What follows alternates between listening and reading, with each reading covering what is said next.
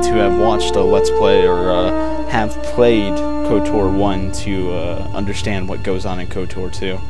I myself never actually played KOTOR 1 before I played KOTOR 2, and I enjoyed the hell out of this game, and I understood everything that was going on. It's all seamlessly explained, honestly. It's really easy to get into and really easy to understand. So obviously, party inventory. This is the character screen right here. What it does is it shows the character, their stats, their defense, and all this nonsense right here. The thing that I always found nifty when I was younger, even though a lot of games do it nowadays, is you don't get just a straight, what allegiance they are to you, which they do have allegiances. They will be your friends or they will hate you, but you just get what they are, dark, light side of the Force, and as it goes farther and farther down, like this right now, you see this like white mist behind him. It's kind of ambivalent, you're not really sure which way it's going. As it gets higher on the light side, it'll become this bright, shining column of light. Woo! As it gets down the dark side, it gets all red and evil, and it's awesome. You essentially can affect people. You can make people, because what it does is, as you get people going down your side, like, as you make people like you, or whatever, if you choose choices and conversations that they'll appreciate and agree with, they will go over to whatever side of the Force you're on. So if you're playing through the game as a light-sided character, you're being all good and heroic and just a good guy, and you talk to people, and even if it's an evil guy who's normally evil, you can bring them towards the light by saying things that they would appreciate and, gaining points with them. And this is at the same time is who they are as a person, which is what you're changing, and their allegiance meter to you at the same time. It's really well done, in my opinion, that most games just can't even touch nowadays, even with all their high-ranged graphics and all that nonsense. My favorite thing ever to do when I was younger was to play through this as an evil guy and get all the women, all the chicks, and just corrupt them to the dark side. I think there's like one chick who's already like dark side, but the rest of them are all like pretty much neutral and or light-sided people, and just corrupt them and bring them over to the dark side of the Force. And I don't know what it is, but there's some part of me that just gets joy out of that. This room contains a glass steel cylinder and the communications console. To target one of these objects, move close to it, left-click on it, or press Q or E to cycle through available targets. You will come. Alright, so click the left mouse button to continue. Slice the system. For those of you again, unfamiliar, slicing a system, much is, just imagine it's like hacking in real life, is pretty much what it is. This is the main hold. Do I have any spikes? No, lockout. Right now we're playing as T3M4. He's a character from the first game, actually, that you pick up. Your security skill is too low to open this footlocker. However, you can use your weapon to bash it open. Click on the bash icon or... and he really does pretty much save your ass in this prologue and parts that we play through later.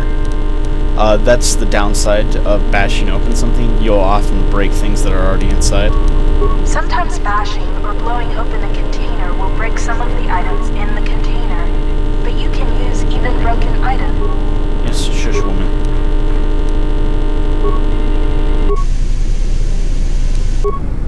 Alright, here you can just go through, see what's going on everywhere.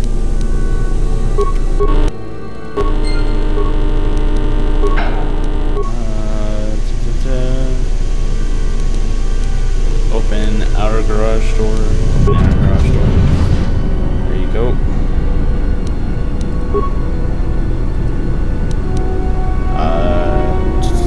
Access security cameras.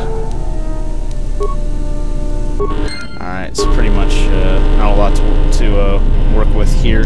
It just is, at this point, it's assuming that you've never played or... banging noise coming from the other side of the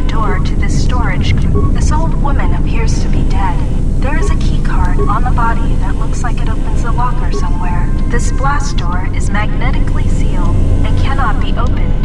Anywho. So yeah, Obsidian, in my opinion. Exploring the Ebon Hawk. Access the map. Can I turn this off? Just a moment.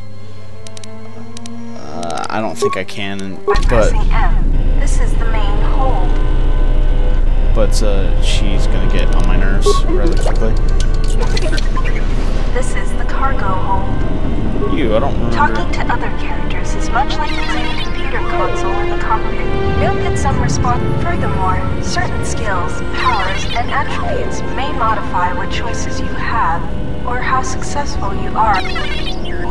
So that's random droid number 3, 4, 5, whatever.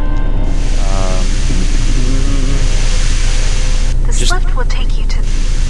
Just doing a While quick. some doors can be bashed open or cut open with a lightsaber. This is the You are in critical condition. So I'm gonna essentially stabilize myself because I'm amazing. The med pack can Treat injury. There you go. Just completed a quest, the very first quest on a very long line, hopefully. This is the main hold. Yes, I know what it is, woman. Let's just get this prologue done. This is the utility lift. You can use this lift. I could kill her. Nobody would notice. No. It would cause me too much trouble.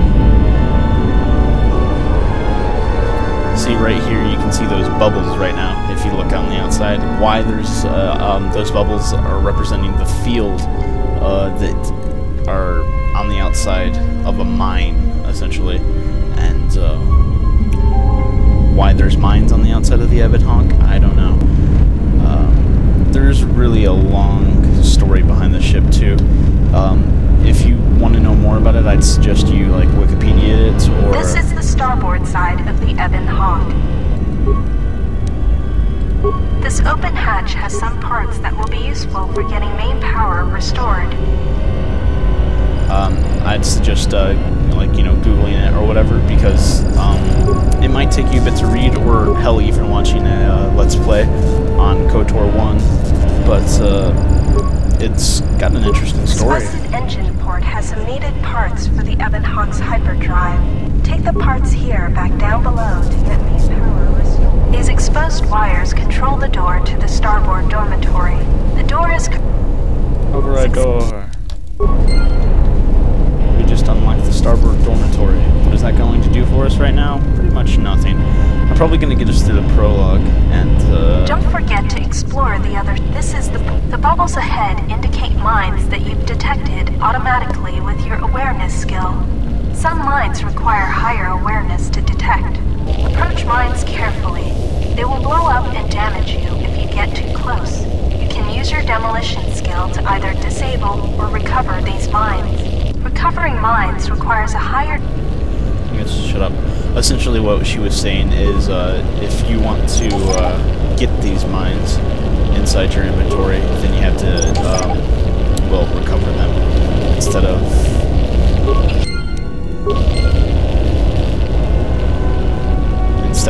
just disabling them. Disabling them pretty much usually will explode them, which all that requires is just having a high awareness skill. You can use this lift to take... Whoops. You can use... Just get us through the tutorial, and then once we get into the next area, again, don't want to spoil it, but once we get into that next area, There is a hull breach in the area. This is the engine room.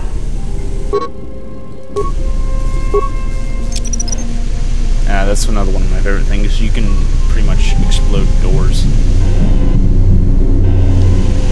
This is the engine room. And there you go. This is the engine Door room. open. The port engine is shut down, but appears intact. Fixing the hyperdrive will allow you to restore power to the port engine and bring primary power on. So let's fix the hyperdrive. However, you should be able to rig the hyperdrive to restore primary power and bring the port engines online. This will allow you to dock with the Paragus mining station for full repairs. There you go, repaired. The hyperdrive is online. Primary power is restored. T3 and 4 saves Only our one asses. step remains. Return to the galaxy map in the cockpit and travel to Paragus. Alright, let's get to Paragus. Yeah, so I really hope you guys keep tuning in This is the main hold. to the Let's Plays, because I fully intend to completely finish this game. I'm really looking This is forward the to cockpit. be honest. You can now plot a course to the Paragus mining station. To dock with Paragus, left-click on the Paragus planet to select it, and then left-click on the travel button. Left click on Paragus 2. It's a no climate terrain. It's an asteroid docking Paragus mining station. This just as we go through the game, you'll get different planets opening up, and much like KOTOR 1, and or for those of you who haven't played it before, essentially you'll once the story really opens up, you'll have like a few areas you can go to and complete it in whatever order you want, and surprisingly enough, it does kind of affect the story in small ways. It's not as big as it could be, but it's there, and for a young kid such as I was when I first played it, it was enough. I was really I liked how much open-ended this game was. Alright, travel.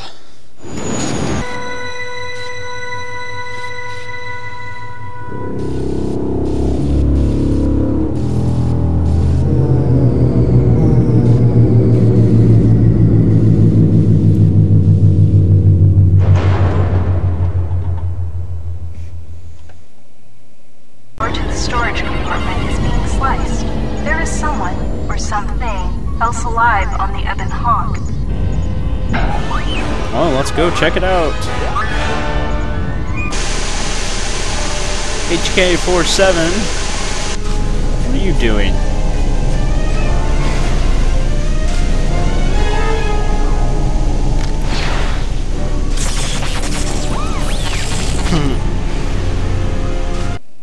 Somebody sounds like R2-D2.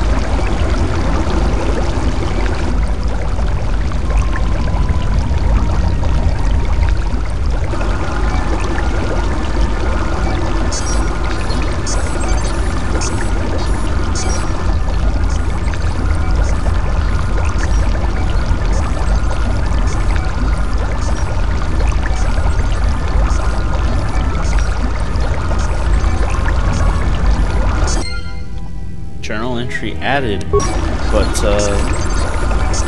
for now we'll leave it at that.